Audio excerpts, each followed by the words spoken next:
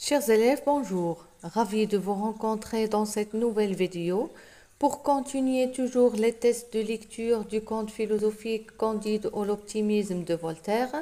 On s'approche de la fin de cette histoire. Candide avait retrouvé Pangloss et le fils du baron qui était seulement blessé. Pangloss explique à Candide que malgré tous ses malheurs, il croyait toujours que le monde était bien. Si vous êtes prêts, on commence notre test de lecture. Qu'est-ce que le baron ne pouvait supporter de la part de sa sœur?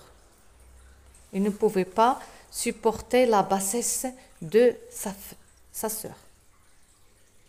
Dans le portrait de Cunégonde présenté par le narrateur, quelle partie de son corps était-elle décrite?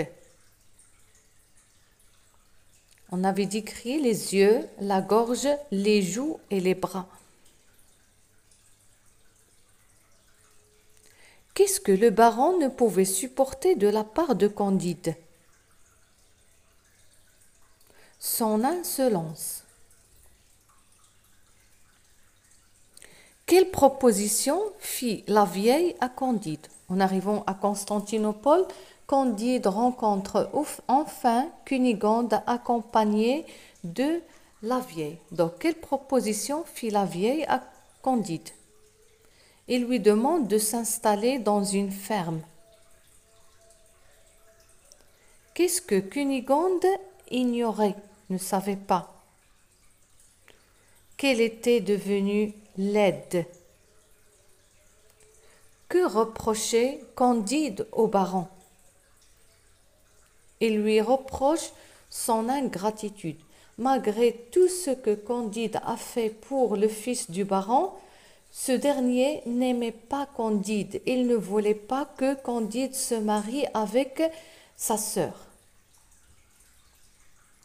Quelle nouvelle Candide annonça-t-il au baron? Qu'il allait se marier avec sa sœur. De qui le groupe qui accompagne Candide à la maison du prince était-il constitué? Était constitué du baron, Pangloss, Martin et Cacambo. Où se trouvait la maison du prince de Transylvanie? Sur le rivage de la Propontide.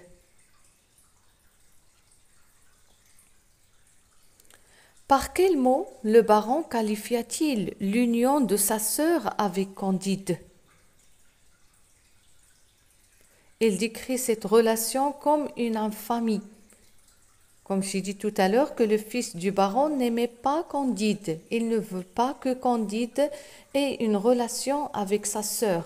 Pour lui, c'est une infamie. Et bien sûr, tout cela, pourquoi? Parce que Candide n'est pas riche, n'est pas un baron. Si vous vous souvenez, dans le premier chapitre, on avait dit que Candide était un bâtard. On ne connaissait pas ses parents, alors que Cunégonde et le fils du baron appartiennent à la famille noble. Par quel mot le narrateur avait-il désigné Cunégonde et la vieille? Par des objets. Qu'est-ce que Cunégonde et la vieille étaient en train de faire à l'arrivée de Candide? Qu'est-ce qu'ils faisaient?